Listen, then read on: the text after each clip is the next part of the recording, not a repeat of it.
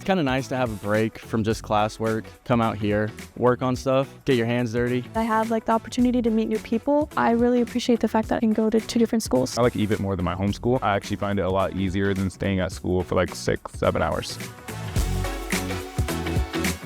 It's a lot more hands-on learning. More challenging. I like that. I feel more free to ask questions and build more connections. Here everybody's different and it's so nice to get new perspectives. And as someone who has ADHD, the interactive, it helps me learn so much better. Helpful. Welcoming. Community. Motivation. Transformative. My skill level from when I started versus now is crazy. Amazing. Yeah? Yeah. Tell us why. Because there's just so much you can do, so much you can learn in just 2 hours, like 4 hours, you're here.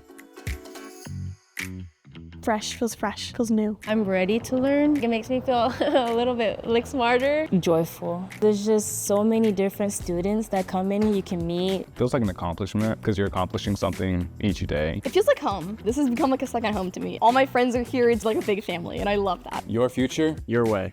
Your future? Your way. Your future, your way.